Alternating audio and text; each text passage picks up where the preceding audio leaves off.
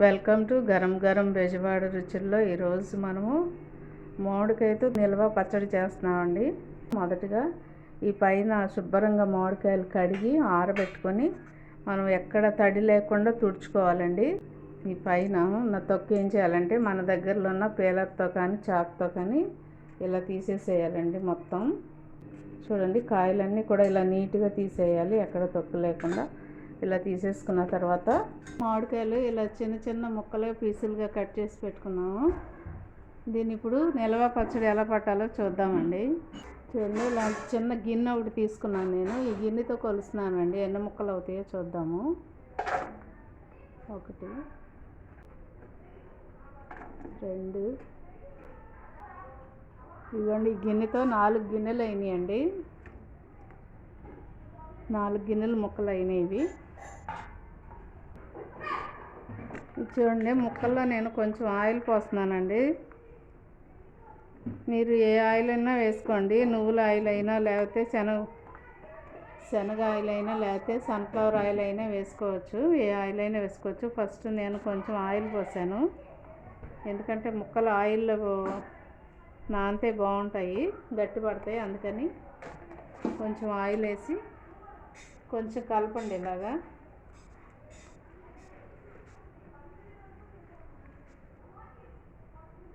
ఇప్పుడు మనం కారం ఎంత వేసుకోవాలో చూద్దామండి. ఇవ్వండి, 4 గిన్నెలు ముక్కలైనవి. నేను 1 గిన్నె కారం వేస్తున్నాను. 1 గిన్నె వేసానండి కారం. ఇదిగోండి, గిన్నె సగానికి నేను ఉప్పు వేస్తున్నానండి, ఎందుకంటే మళ్ళీ 3వ రోజు మనం కలుపుకోవచ్చు. అందుకని ఉప్పు తక్కువ వేసుకోండి, చాలిపోతే అప్పుడు కలుపుకోవచ్చు.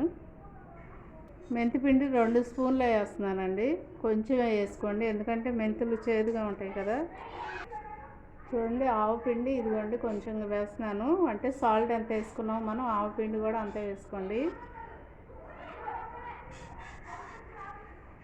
ఇప్పుడు ఇవన్నీ కూడా మనం కలుపుకుందామండి.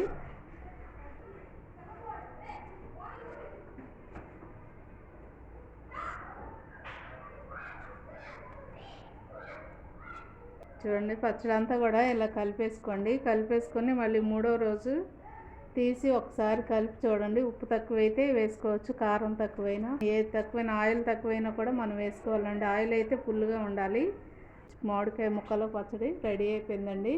మళ్ళీ 3వ రోజున మేము తీసి మళ్ళీ అది ఉప్పు చాలిపోతే కలుపుకుందాము. టేస్ట్ చూద్దాం. చాలా టేస్ట్గా ఉంటుంది ఈ పచ్చడి. అందరూ తప్పకుండా ట్రై చేయండి. మనం మామిడికాయ పచ్చడి మొన్న కలిపాం కదండి, ఇది 3వ రోజు. ఈరోజు మనం కారం తగ్గిన, ఉప్పు తగ్గిన, ఏది తగ్గినా కూడా ఇప్పుడు కలుపుకోవచ్చు. చూడండి, నేను మీకు చూపిస్తున్నాను. చూడండి, ఆయిల్ అంతా కూడా పైకి వచ్చేసింది చక్కగా. మామిడికాయ పచ్చడికి ఆయిల్ ఇలా ఉండాలండి, అప్పుడే పచ్చడి పాడవకుండా ఉంటుంది. కాబట్టి ఇప్పుడు మనం కొంచెం సాల్ట్ తగ్గిందో లేకపోతే కారం తగ్గిన ఏదైనా మనం కలుపుకోవాలి.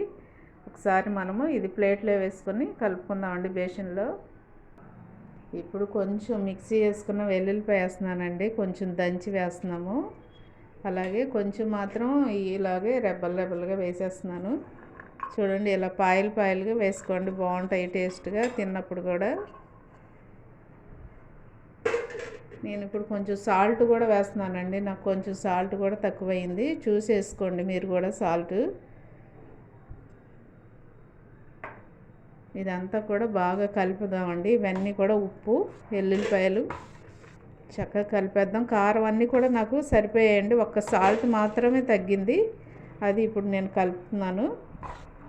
చాలా టేస్ట్గా ఉంటుందండి, తప్పకుండా మీరు ట్రై చేయండి.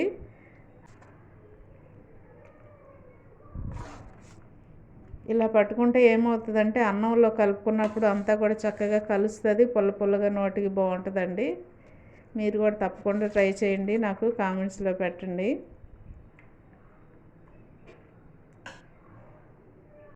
చూడండి, పచ్చడి అంతా కూడా ఇలా కలిపేసుకోండి. చక్కగా సాల్ట్ చూసుకొని అన్నీ కూడా పర్ఫెక్ట్గా ఉన్నాయో లేవో చూసుకోండి.